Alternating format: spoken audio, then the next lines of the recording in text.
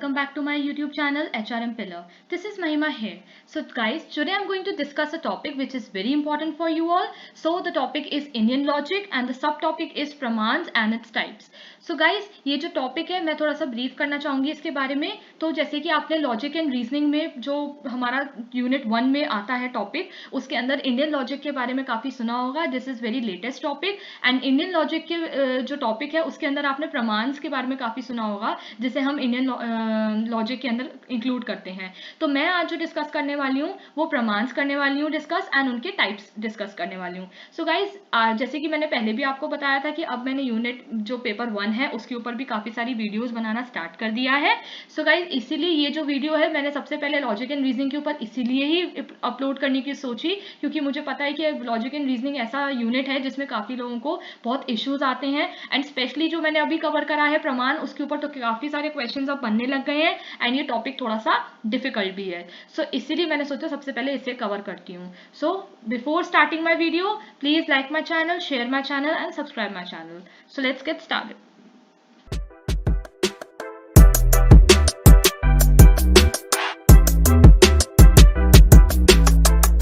सबसे पहले मैं कंटेंट्स डिस्कस कर लेती हूँ. कंटेंट्स में मैं सबसे पहले मीनिंग डिस्कस करूंगी प्रमाण का, देन टाइप्स ऑफ प्रमाण, फिर क्वेश्चंस रिलेटेड टू प्रमाण जो कि यूजीसी नेट एग्जाम में आए हैं या आ सकते हैं. सो सबसे पहले प्रमाण. प्रमाण का जो इंग्लिश में वर्ड मीनिंग है वो है सोर्स ऑफ नॉलेज. मैं जो डिस्कस करने वाली हूँ वो करने वाली हूँ सोर्स ऑफ नॉलेज होता क्या है, एंड साथ ही साथ उसके साथ मैं टाइप्स भी डिस्कस करूंगी.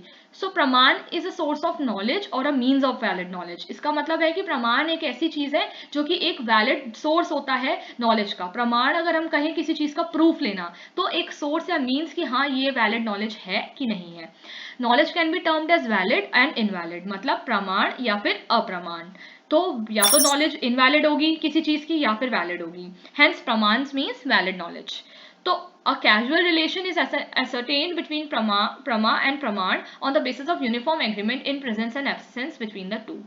अब क्या होता है, प्रमा मीन्स वैलिड और प्रमाण मतलब सोर्स ऑफ नॉलेज. तो इन दोनों के बीच में कोरिलेशन कैसे होगा कि अगर तो वैलिड होगा तो प्रमाण हो जाएगा, और अगर नहीं वैलिड इंफॉर्मेशन है तो वो अप्रमाण हो जाएगा. तो यही जो प्रमा वर्ड है, ये जो वैलिड वर्ड है, वही एक कोरिलेशन बनाता है बिटवीन सोर्स ऑफ नॉलेज के. ठीक है, कि प्रमाण का एब्सेंस है उस चीज में या फिर प्रेजेंस है. These are the rule governed steps for one or more propositions known as premises to another proposition called as conclusion.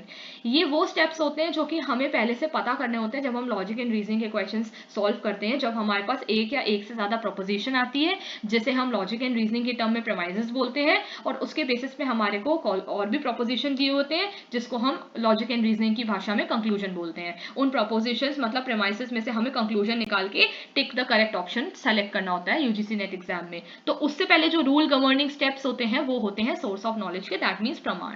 तो इसका मतलब क्वेश्चंस को सॉल्व करने के लिए हमें प्रमाण आना चाहिए. एंड साथ ही साथ ये जो सिलेबस में नया इंक्लूड हुआ है, तो अब इसके ऊपर भी क्वेश्चंस बनने लग गए हैं. फटाफट आ जाते हैं कि कितने टाइप के प्रमाण होते हैं या फिर सोर्स ऑफ नॉलेज. 6 टाइप के होते हैं. फर्स्ट इज प्रत्यक्ष, देन अनुमान, देन शब्द, उपमान, अर्थपति एंड अनुपलब्धि. मैंने इसके साथ साथ इनके इंग्लिश के नाम भी लिख दिए हैं. Perception, inference, verbal testimony, comparison, presumption या फिर नॉन एप्रीहेंशन, या फिर उसको दूसरा नाम मीमांसा भी बोलते हैं. मैंने इसलिए इंक्लूड कर दिया क्योंकि अगर क्वेश्चन मीमांसा से रिलेटेड आए तो ऐसा ना हो कि आपको पता ही नहीं है कि ये कौन सा टाइप ऑफ प्रमाण है. तो दैट कम्स अंडर अनुपलब्धि और नॉन एप्रीहेंशन. अब फटाफट वन बाय वन इसे डिस्कस करते हैं. सबसे पहले हमारा आता है परसेप्शन, दैट इज प्रत्यक्ष. What does this means? It basically means that which is once before eyes, once eye. इसका मतलब है कि जो भी हमारे सामने हो रहा है प्रत्यक्ष रूप से जो हम देख रहे हैं, दैट इज आवर परसेप्शन. इसका क्या मतलब होता है? इसको बाइफरकेट किया है प्रत्यक्ष को. प्रति means the function of each sense organ. हमारे ईच सेंस ऑर्गन का क्या काम है, एंड अक्ष means our sense organ. So perception को हम क्या बोलेंगे? It is a valid form of knowledge which is produced by the contact of an object with a sense organ. हमने किसी चीज ऑब्जेक्ट को देखा, कि हमने अपने सेंस ऑर्गन से उसको देखा, अपनी आंखों से देखा, एंड हमने उसके बारे में नॉलेज ली और हमने परसीव किया कि हाँ ये हमारा परसेप्शन है इस चीज के बारे में, हमने इसको देखा। ये फर्स्ट 5 मीन्स ऑफ नॉलेज में से पहला प्रमाण आता है जिसमें कि एक person correct cognition of the world को इनेबल कर पाता है, मतलब जो वो वर्ल्ड में देखता है उसको करेक्टली वो वैलिड नॉलेज के थ्रू अपने अंदर ग्रास्प कर लेता है। अब प्रत्यक्ष के भी दो काइंड्स होते हैं, एक होता है अनुभव, अनुभव मतलब कि हमने डायरेक्ट देख लिया, हमने डायरेक्ट परसीव कर लिया। एक होता है स्मृति, दैट मीन्स रिमेंबर्ड परसेप्शन। स्मृति का मतलब होता है कि रिमेंबर्ड परसेप्शन का अगर मैं आपको एग्जाम्पल मतलब अगर मैं आपको समझाना चाहूँ तो इसका ये मतलब होता है कि आपने कोई चीज देखी, फिर बाद में अगर आपको याद आई, स्मृति बन गई, रिमेंबर किया आपने उसको बाद में, और वो फिर आपने उसको रिमेंबर करके परसीव किया और कुछ परसेप्शन निकाला और उसकी वैलिड सोर्स ऑफ नॉलेज निकाली। लाइक फॉर एग्जाम्पल मैं आपको छोटा सा एग्जाम्पल देना चाहूंगी जो मैंने मेंशन किया है, illusion at night of a rope as a snake. मतलब अगर आपने रात में कोई रोप देखी और आपने ये इल्यूजन क्रिएट कर लिया कि ये एक स्नेक है, आपने देखा फिर ही क्रिएट किया, मन में क्रिएट नहीं किया, आपने कुछ देखा और उससे आपने क्रिएट कर लिया कुछ भी इल्यूजन या परसीव कर लिया। अब वो परसीव सही भी हो सकता है, गलत भी हो सकता है, पर परसीव किया उसी को कहते हैं परसेप्शन, दैट इज प्रत्यक्ष। Very easy. सेकेंड है अनुमान। अनुमान का मतलब होता है हिंदी इंग्लिश में इन्फेरेंस। द वर्ड अनुमान indicates which means after knowledge, मतलब नॉलेज के आफ्टर जो हमने कुछ गेन किया, दैट मीन्स अनु का मतलब होता है आफ्टर, मान का मतलब होता है नॉलेज। ये सेकेंड सोर्स ऑफ नॉलेज या प्रमाण है। इसका लिटरली अगर मीनिंग देखा जाए तो ये होता है आफ्टर नॉलेज। इसका मतलब knowledge that follows the knowledge, मतलब एक नॉलेज आपको मिल गई उसके बाद आपने दूसरी नॉलेज का अनुमान लगाया, दैट मीन्स आपने इन्फर किया खुद से। Inference is defined as a knowledge of an object due to previously knowledge of some sign और मार्क। आपने उस ऑब्जेक्ट को बहुत पहले कभी देखा, आपने उसके बारे में कुछ सोचा और प्रीवियस नॉलेज के बेसिस पे आपने अभी के लिए फ्यूचर में या फिर प्रेजेंट में आपने उसके बारे में कोई नॉलेज सोची, उसको कहते हैं अनुमान। मतलब प्रीवियस नॉलेज के बेसिस में आप अभी के वक्त उस बारे में सोच रहे हैं, उसके बारे में इन्फर कर रहे हैं। तो ये बहुत ही स्पेसिफिक फॉर्म ऑफ नॉलेज होती है जो प्रेसीडेड होती है परसेप्शन के बाद। मतलब सबसे पहले हम किसी चीज को देखते हैं तो वो परसेप्शन में आ गया, जो कि हमने फर्स्ट अनुमान पढ़ा प्रत्यक्ष। उसके बाद जो अगर हम उसको दोबारा सोच रहे हैं और दोबारा उसके बारे में कोई नॉलेज गेन कर रहे हैं तो फिर वो अनुमान में आ जाएगा। हम प्रीवियस नॉलेज का प्रीवियस देखी हुई चीज के ऊपर हम फिर से इन्फर कर रहे हैं तो वो अनुमान में आ जाएगा, हम अनुमान लगा रहे हैं कि ये ऐसा हो सकता है। तो ये परसेप्शन को प्रोसीड करता है, मतलब परसेप्शन के बाद प्रत्यक्ष के बाद अनुमान आता है। अब मैं इसका एग्जांपल देना चाहूंगी, like for example seeing a smoke at a distance coming from behind a hill and thinking there is a fire. इसका ये मतलब है कि आपने किसी हिल के पीछे देखा कि स्मोक निकल रही है, तो आपने ये सोच लिया, ये अनुमान लगा लिया कि वहां पे आग लग रही है।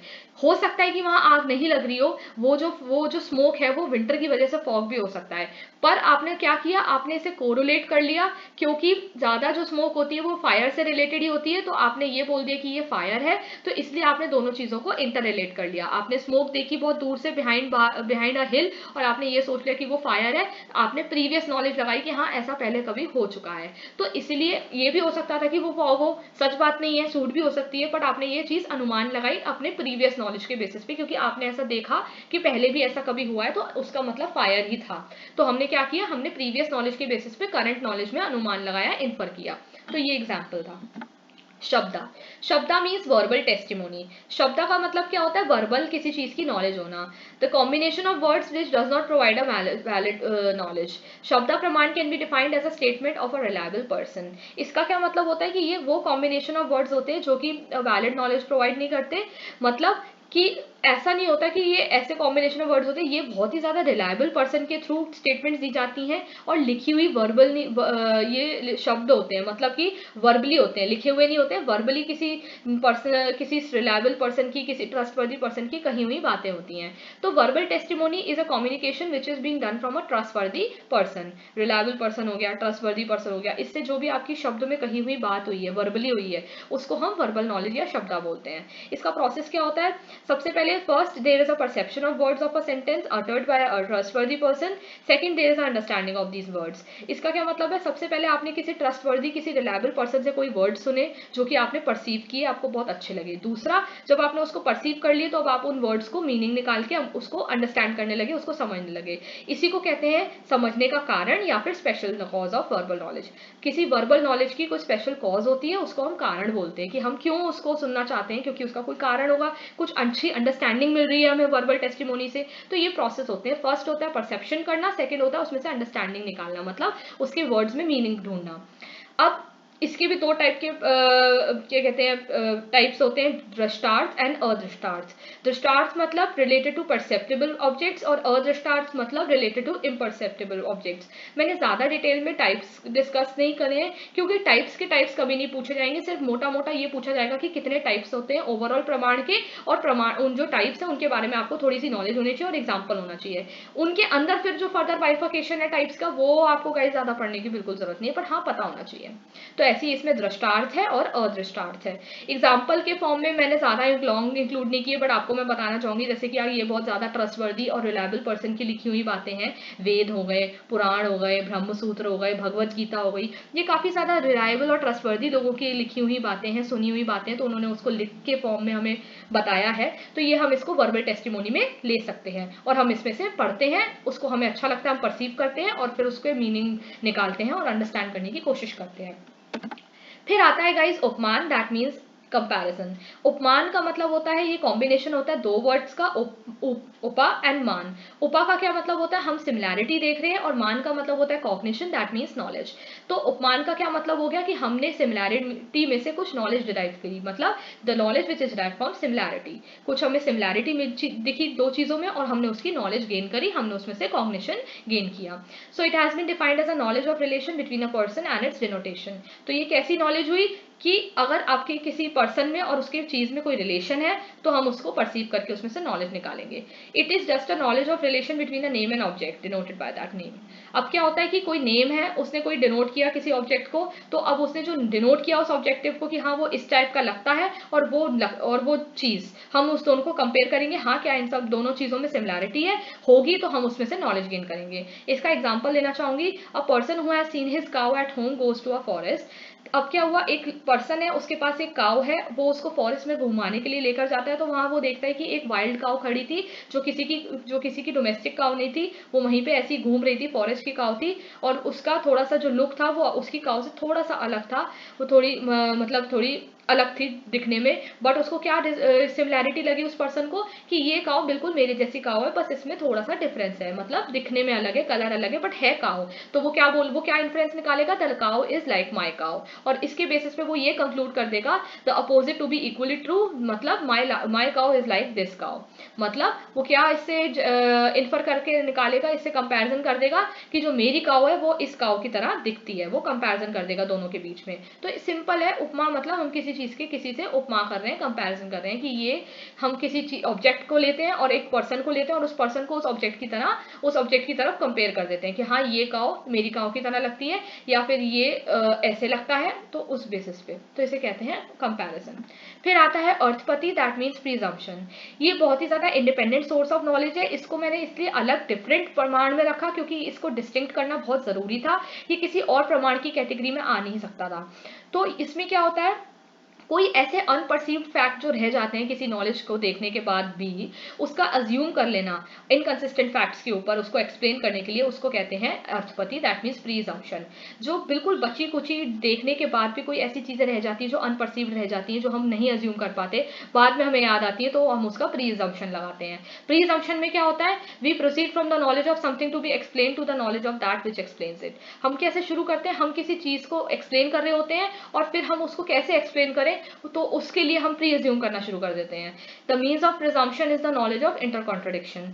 इसका क्या मतलब है, जो ये मीन्स है, मतलब हम कैसे प्रीज्यूम करते हैं, अनुपति से, मतलब इनर कॉन्ट्रडिक्शन से, और इसका रिजल्ट क्या निकलता है जब हम इसको रिकंसाइल करते हैं, कॉन्ट्रडिक्शन, जिसका मतलब है उपापति। ये कुछ टर्म्स है जो अर्थपति के अंदर ही आते हैं, इसलिए मैंने ये लिख दिया है। इनर कॉन्ट्रडिक्शन मतलब अनुपति, कॉन्ट्रडिक्शन मतलब उपापति। आप ऐसे नहीं समझ पाएंगे, एग्जाम्पल के थ्रू समझ पाएंगे। Like for example, mister A who is alive but is not in his house. मतलब मिस्टर ए है जो कि अपने घर में नहीं है पर वो अलाइव है, तो हम इससे सबसे पहले जो नॉलेज निकालेंगे वो ये निकालेंगे कि उसके बेसिस पे, उसके घर में के बेसिस के परसेप्शन में, जब हमने खुद घर में जाकर देखा हमें मिस्टर ए नहीं मिला, बट हमें ये बात पता है कि ही इज अलाइव, तो हम ये कंक्लूजन निकालेंगे कि mister A is alive but he is not his inside his house, so he must be somewhere else, like he must be somewhere outside his house. तो हमने क्या इन्फर निकाला, हमने प्री अज्यूम ही तो किया, हमने देखा तो नहीं कि वो कहाँ गया बाहर, हमने ये प्री अज्यूम किया कि हमें ये बात पता थी, मतलब हमारे पास कुछ प्रीवियस नॉलेज होती है और उसके बेसिस पे हम प्री अज्यूम कर लेते हैं। हमारे पास नॉलेज थी कि मिस्टर ए के पास हाउस है, दूसरी हमारे पास नॉलेज थी कि मिस्टर ए अलाइव है, हमने जब जाकर देखा वो घर में नहीं था, तो हमने ये प्री अज्यूम कर लिया कि he is not in his house, so he must be outside his house. हम देखने तो नहीं गए, हमने प्री अज्यूम किया, तो इसको हम अर्थपति के नाम से बोलते हैं। आई थिंक गाइस एग्जाम्पल के थ्रू आपको ज्यादा इजी समझ में आएगा। उसके बाद आता है अनुपलब्धि। अनुपलब्धि मीन्स नॉन एप्रीहेंशन या फिर मीमांसा। मीमांसा हम कहते हैं नॉन एप्रीहेंशन को। ये सिक्स्थ और last independent source of knowledge या प्रमाण होता है।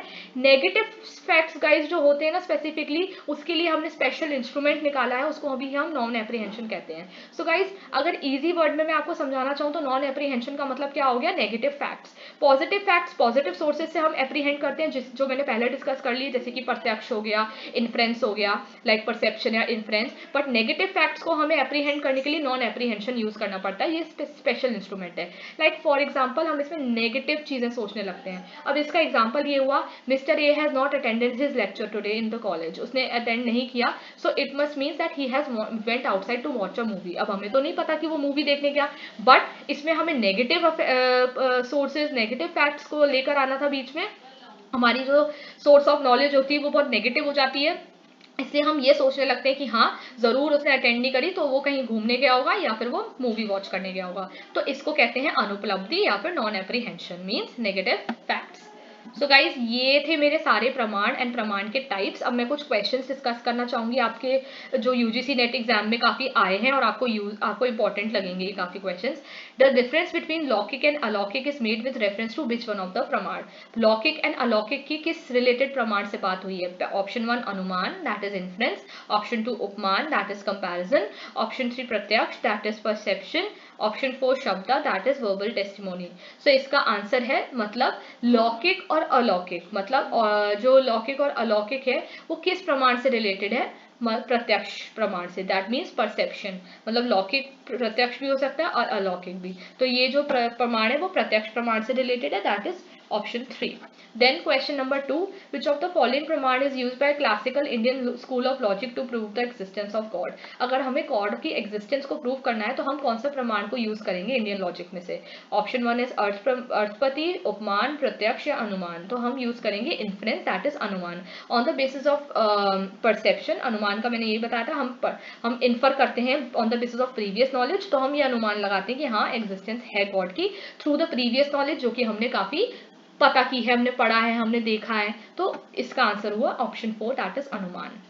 Question 3, Devadatta is fat and he does not eat during the day, therefore Devadatta is eating during the night. मतलब देवदत्त थोड़ा फैट है पर वो दिन में नहीं खाता है, इसका मतलब वो रात में खाता होगा। The above example is an Indian logic school of which प्रमाण? कंपैरिजन, इम्प्लीकेशन, परसेप्शन या वर्बल टेस्टिमोनी। तो इसका आंसर है इम्प्लीकेशन। हमने किसी चीज को इम्प्लाई कर दिया, तो इसका आंसर हुआ implication. Question number 4. The term yogaj, that means intuitive, pertains to which following प्रमाण? जो प्रमाण इतने सारे मैंने डिस्कस किए उनमें से इंट्यूटिव वर्ड जो है वो सबसे ज्यादा किसके साथ फिट हो रहा है? मतलब जो इंट्यूशन हमारी अंदर से आती है वो किस में आती है? परसेप्शन में आती है, इन्फेरेंस में आती है, वर्बल टेस्टिमोनी में आती है, कंपैरिजन में आती है। कंपैरिजन में कोई इंट्यूटिवनेस नहीं रह जाती क्योंकि आपको कोई इंट्यूशन आएगी नहीं, आप जो देख रहे हो उससे आप कंपेयर कर रहे हो अपनी चीज को। वर्बल टेस्टिमोनी में कुछ नहीं आता, आप किसी ट्रस्टवर्दी की बात सुन रहे हो तो आपने बस उसे सुना और आपने उसे अंडरस्टैंड कर लिया। इन्फेरेंस की बात नहीं आती है क्योंकि इन्फेरेंस में आप प्रीवियस नॉलेज में से इन्फर करते हो। तो बचा क्या? परसेप्शन, आपने कुछ देखा, प्रत्यक्ष रूप से आपने किसी चीज को देखा एंड आपने उसके बारे में इंट्यूशन होने लगा कि हाँ ये चीज ऐसे है। तो इसका आंसर है option number 1, perception. So guys I hope guys आपको मेरी ये वाली जो प्रमाण के ऊपर मैंने वीडियो बनाई है ये पसंद आई होगी। So thank you so much इसको देखने के लिए। एंड मैं ऐसी वीडियोस और लेके अभी आऊँगी, जैसे कि मैंने प्रमाण के ऊपर वीडियो बनाई है लॉजिक एंड रीजनिंग पे, मैं लॉजिक एंड रीजनिंग की और भी वीडियोस लेके आऊँगी क्योंकि I know that is very tough part to be discussed. And UGC net में जब मैंने पेपर 1 डिस्कस करना शुरू किया ये, तो मैंने सोचा क्यों ना लॉजिक एंड रीजनिंग से स्टार्ट किया जाए।